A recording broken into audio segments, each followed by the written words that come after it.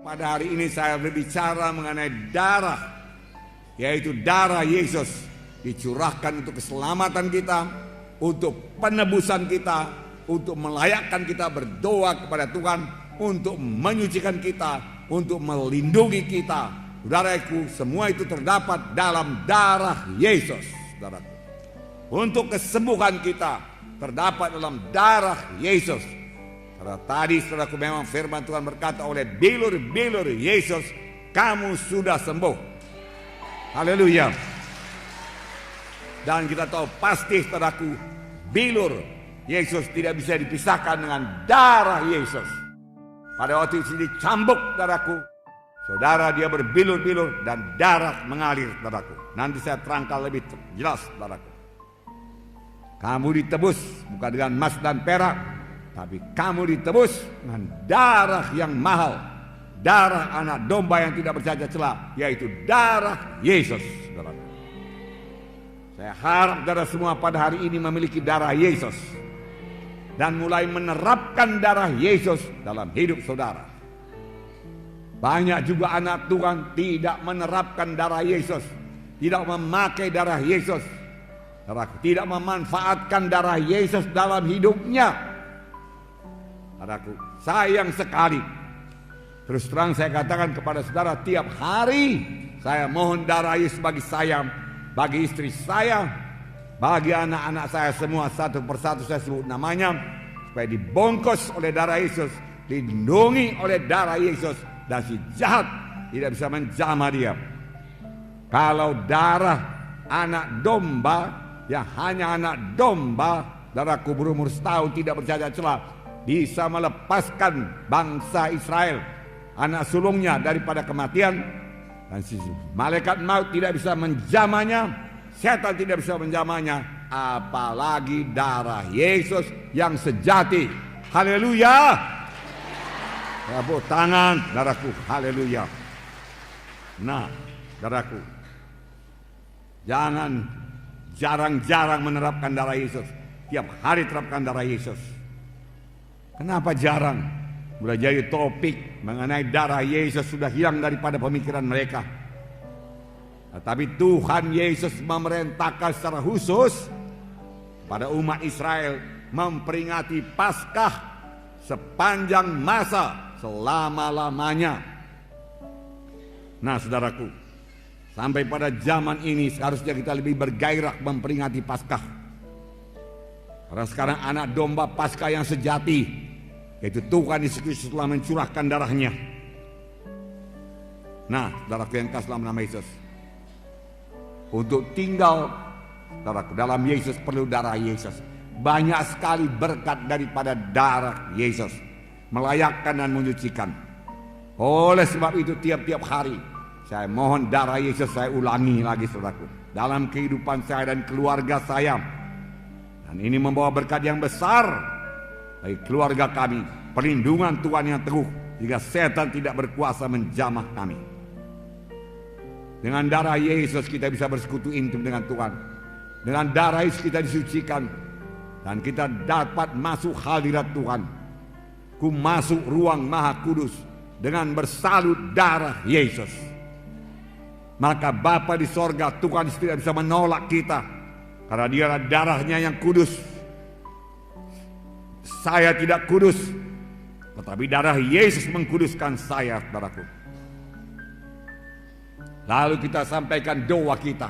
Kita layak buat berdoa, masuk dalam ruang Maha Kudus. Pada waktu Yesus mati di kayu salib, saudaraku, tirai dalam bait Allah terbelah dua dari atas ke bawah, yang memisahkan bilik suci dan bilik Maha Suci. Bisa masuk bilik Maha Suci, bertemu dengan Allah Bapa dengan bersalut oleh darah Yesus. Jalan lain tidak ada. Haleluya saudaraku. Inilah kuasa darah saudaraku. Saudaraku yang kasih dalam nama Yesus. Dan firman Tuhan berkata, jikalau kamu tinggal dalam aku dan aku dalam kamu, mintalah pada apa saja yang kamu kehendaki, aku akan berikan kepadamu. Tinggal dalam Yesus dengan darah Yesus melayakkan kita. Dan firman Tuhan tinggal dalam saya, tinggal dalam saudara, terutama mengenai darah Yesus. kita mengerti, dan kita percaya, dan kita terapkan dalam hidup kita, saudaraku, mintalah apa saja yang kamu kehendaki, maka kamu akan memperolehnya. Saya sudah minta kepada Tuhan keselamatan jiwa-jiwa pada malam ini, kesembuhan jiwa-jiwa pada malam ini, mujizat Tuhan terjadi pada malam ini. Haleluya, saudaraku. Dan Tuhan akan mengabulkannya. Tuhan akan mengabulkannya. Haleluya. Tepuk tangannya meriah, saudaraku. Haleluya. Terima kasih Tuhan Yesus. Haleluya Tuhan. Terima kasih. Terima kasih Tuhan. Tuhan membedakan umat pilihannya dengan bukan umat pilihannya. Ada 9 tulah yang menimpa tanah Mesir sebelum tulah yang ke-10 yang membebaskan dia daripada perbudakan Mesir. Tulah pertama, air menjadi darah. Kalau sekarang kita buka keran, keluar darah.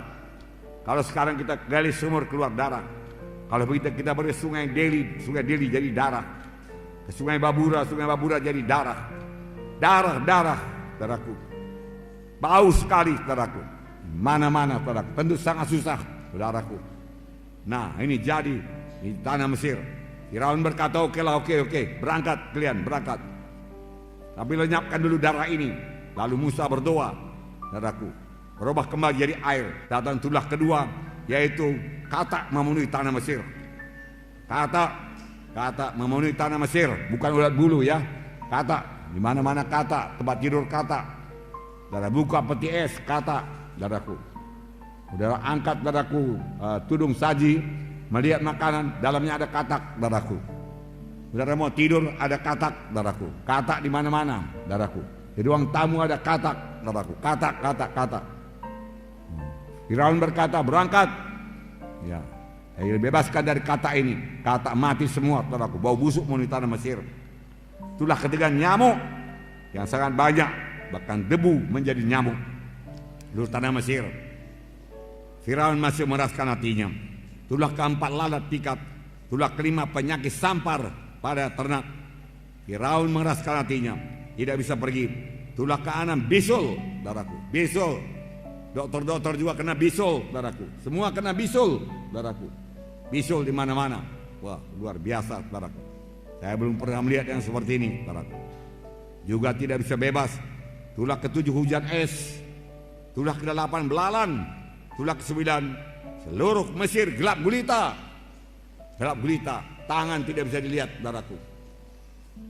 Begitu gelap gulita, saudaraku. Tibalah tulah yang ke-10 yang membebaskan bangsa Israel, yaitu kematian anak sulung dari manusia dan binatang. Tuhan menyuruh malaikat maut menjalani seluruh tanah Mesir.